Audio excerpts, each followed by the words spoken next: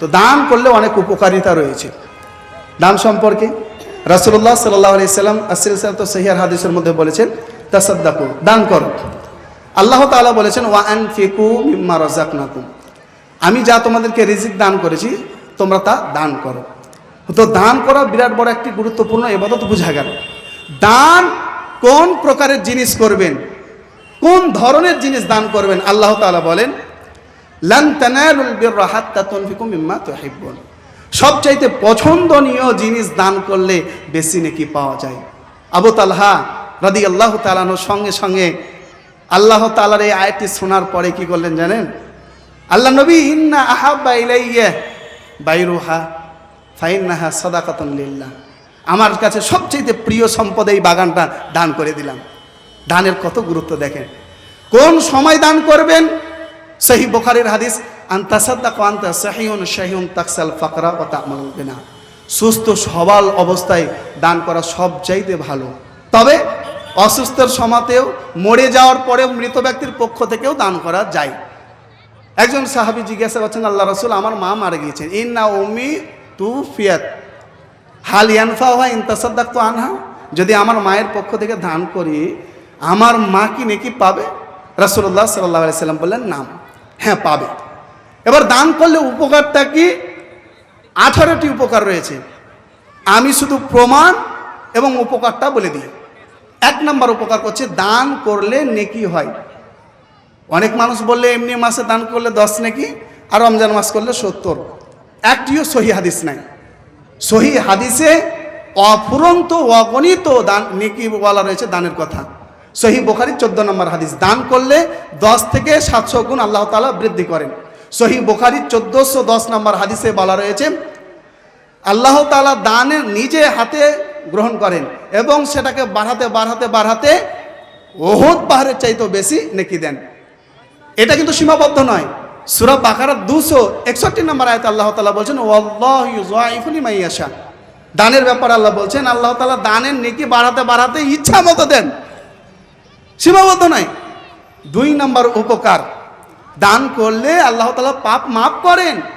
সূরা বাকারা 2 নম্বর সূরা আয়াত নম্বর 271, ওয়া ইয়াকাফিরু আনকুম মিন সাইয়্যাতিকুম, দান প্রকাশ্য করলে অপ্রকাশ্যভাবে করলে আল্লাহ তাআলা তোমাদেরকে তোমাদের পাপ সমূহ ক্ষমা করবেন।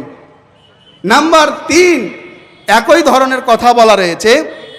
এই দেখেন, দানের কথা বলতে নাই বলতে 500 টাকা দান করে গেল। একই ধরনের কথা সুনানে ইবনে মাজার 3970 নম্বর হাদিসের মধ্যে বলা রয়েছে, দান করলে আল্লাহ তাআলা কি করবেন? as-সাদাকাতু তুফতিউল খাতিয়া, আল্লাহ তাআলা পাপ মাফ করে দেবেন। 4 নম্বর উপকার, 3 নম্বর উপকার, দান করলে জান্নাতের রাস্তা সহজ করে দেবেন। সূরা লাইল সূরা নম্বর 92 আয়াত নম্বর 4-5, যে ব্যক্তি দান করবে তার জন্য আল্লাহ তাআলা জান্নাতের রাস্তা সহজ করে নেবেন। নাম্বার 4, দান করলে উপকারটা কি? 4 নম্বর উপকার, সহিহ বুখারী 1417 নম্বর হাদিস, দান করলে জাহান্নাম থেকে বাঁচা যাবে। দেখেন 100 টাকা চলে এলো। 5 নম্বর উপকার কি? দান করলে 5 নম্বর উপকার, কবরের শাস্তি থেকে বাঁচা যাবে। ইন্নাস সাদাকাতা তুকিউ হাররাল কুবুর, এই দান করলে জাহান্নাম, এই কবরের শাস্তি থেকে বাঁচা যায়। 6 নম্বর উপকার, দান করলে 6 নম্বর উপকারটা কি? আর সাদাকাতু তারুদ্দুল বালা। 7 নম্বর উপকার, দান করলে, আরো যত আছে আমার হাতে কত দান উঠে দেখি, আলহামদুলিল্লাহ, দেখা যাক। তো 7 নম্বর উপকারটা কি? দান করলে আল্লাহ তাআলা রুজি রোজগারে বরকত দান করেন। সূরা বাকারা 2 নম্বর সূরা আয়াত নম্বর 276, ওয়া ইউরবিস সাদাকাত, আল্লাহ তাআলা দানে বরকত দান করেন। বোঝা গেল? আরেকটি আয়াত রয়েছে, ওমা আনফাকতুম মিন নাফাকাতিন ফাহুয়া ইউখলিফুহু, তোমরা যা দান করো আল্লাহ তাআলা তাতে বরকত দান করেন। 8 নম্বর উপকারটা কি? সহিহ বুখারী 1440 নম্বর হাদিস, যে ব্যক্তি দান করবে প্রতিদিন, মা মিন ইয়াউমিন ইউসবিহু ফীহি ইল্লা মালাকান ইয়ানজিলানি, প্রতিদিন 2টি ফেরেশতা আসমান থেকে নাজিল হয় দুনিয়ার বুকে। তারা দোয়া করে, আল্লাহ যারা দান করছে, আল্লাহ মাআতি মুনফিকান খালাফা, তাদের রুজি রোজগারে বরকত দান করো। আর যারা দান করে না তাদের জন্য বদদোয়া করে, আল্লাহুম্মা আমসিক আল্লাহুম্মা আতি মুমসিকান তালাফা, যারা দান করে না তাদের রুজি রোজগারে বরকত দিও না। 8 নম্বর উপকার। 9 নম্বর উপকার, দান করলে কিয়ামতের দিন আরশের নিচে ছায়া পাওয়া যাবে। সহিহ বুখারী 660 নম্বর হাদিস, রাসূলুল্লাহ সাল্লাল্লাহু আলাইহি ওয়াসাল্লাম বলছেন, যে ব্যক্তি দান করবে, ওয়ারাজুলুন তাসাদ্দাকা বিসাদাকাতিন ফাআকফা হাত্তা লা তা'লামা শিমালুহু মা তুনফিকু ইয়ামিনুহু, যে ব্যক্তি দান করবে নিয়ত পরিষ্কার করে, ডান হাতে দান করলে বাম হাত জানতে পারবে না, এর অর্থ হচ্ছে নিয়ত পরিষ্কার করে। না তো আল্লাহ তাআলা বলেছেন আনফিকু সিররা ওয়া আলানিয়া, গোপনেও দান করো প্রকাশ্যেও দান করো। তোমার দেখা দেখি যদি কেউ দান করে তাহলে কি হবে? এটা হচ্ছে সাদকায়ে জারিয়ার একটি অংশ। মান দাল্লা আলা খাইরিন ফালাহু মিসলু আজরি ফাইলিহি, দেখা দেখি দান করলে আপনার দেখা দেখি যারা আরো দান করবে, আপনার নেকির খাতাতে ওই আমলগুলো যুক্ত হবে, কারণ নেকিতে কম করা হবে না। মানুষ মরে যাওয়ার পরে সকল প্রকারের আমল বন্ধ হয়ে যায়, তো দান করলে 10 নম্বর উপকারটা কি? ওই দান করার নেকিটা কবরে চলে যায়। ইদা মাতাল ইনসানু ইনকাতা আনহু আমালুহু ইল্লা মিন সালাসাতিন সাদাকাতিন জারিয়াতিন। প্রথম নম্বরই হচ্ছে সাদকায়ে জারিয়া। সাদকায়ে জারিয়া মসজিদ, মাদ্রাসা, কল, গাছ, যত প্রকারের কল্যাণের কাজ রয়েছে, আর কল্যাণের কাজে আল্লাহ তাআলা সহযোগিতা করতে বলেছেন। সূরা মাইদা 5 নম্বর সূরা আয়াত নম্বর 2, তাআওয়ানু আলাল বিররি ওয়াত তাকওয়া, নেকের কাজে তোমরা সহযোগিতা করো। কই এত মানুষ বসে আছে আর আসছে না কেন? কিছু দেন, নিচে টেবিল আছে, এখানে আসতে যদি একটু অসুবিধা হয়। আমি দাবাদাবি করব না, এটা তো ধানের জালসা নয়।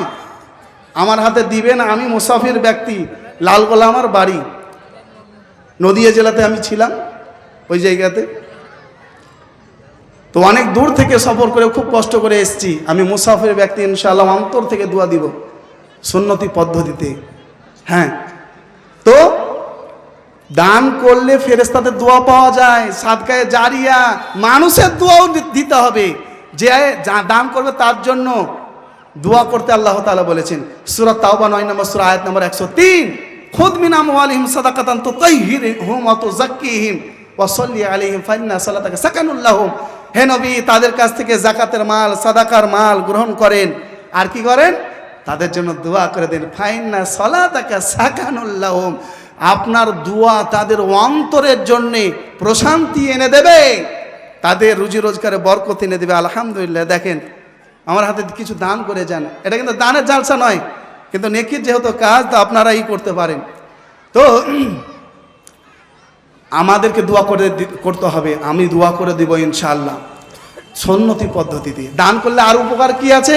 দান করলে জান্নাতে তার জন্য ঘর নির্মাণ করা হবে।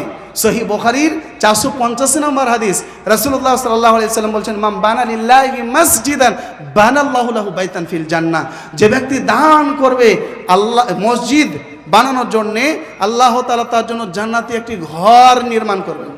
জি হ্যাঁ। আচ্ছা বলুন তো, মাদ্রাসাতে যদি পড়ানো হয়, ওরা আলেম হওয়ার পরে, হাফেজ হওয়ার পরে কোথায় যাবে? সিনেমা হলটা যাবে না মসজিদে আল্লাহর ঘর? হ্যাঁ, তো আল্লাহর ঘর তাআলার ঘরে যাবে, তো ওইটাও একটা অংশ ধরতে পারেন, মসজিদের অংশ মাদ্রাসাকে একটা ধরতে পারেন, সম্পূর্ণ না হলেও। তো অবশ্যই আল্লাহ তাআলা তার জন্য জান্নাতে ঘর নির্মাণ করবেন। আর উপকার কি? আল্লাহ তাআলা মানুষের ভাগ্য বদলে দেবেন। দানের মাধ্যমে দোয়া করবে, আর এই দোয়ার মাধ্যমে ভাগ্য পরিবর্তন হয়। সুনানে তিরমিজির 36 নম্বর পৃষ্ঠা, লা ইউরাদ্দুল কাদা ইল্লা দুআ, দুয়ার মাধ্যমে আল্লাহ তাআলা মানুষের ভাগ্য পরিবর্তন করে দেন। জাযাকুমুল্লাহু খায়রান, আল্লাহুম্মা সাল্লি আলাইহি ওয়া বারিক আলাইহি। তো ভাগ্য পরিবর্তন করে দেওয়া হয় তাকদীরের মধ্যে। সুনানে তিরমিজি 36 নম্বর হাদিস, লা ইউরাদ্দুল কাদা ইল্লা দুআ, দুয়ার মাধ্যমে আল্লাহ তাআলা ভাগ্য পরিবর্তন করে দেন।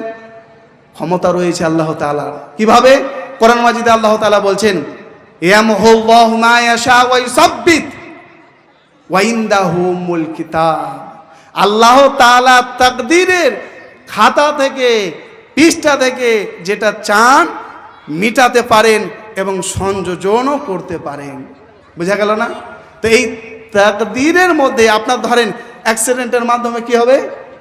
পা ভেঙে যাবে, তাকদীরে আছে, কিন্তু এই দানের মাধ্যমে আপনি দোয়া পাবেন, আর এই দোয়ার মাধ্যমে আল্লাহ তাআলা ভাগ্য পরিবর্তন করে দেবেন। জি হ্যাঁ, অনেক উপকার রয়েছে। আমি অতীব সংক্ষিপ্ত আকারে বললাম। শেখ সাহেব, আমাদের যোগ্যতম সভাপতি সাহেব, ওনাকে অসংখ্য অসংখ্য জাযাকুমুল্লাহ খায়র। আর 3 মিনিট উনি টাইম দিয়েছেন, তো যথেষ্ট আমি টাইম নিয়ে নিয়েছি। মেয়েদের পক্ষ থেকে কই দান এলো না, যে যা এলো ছেলেদের পক্ষ থেকে। হ্যাঁ আলহামদুলিল্লাহ, ঠিক আছে, এলেন।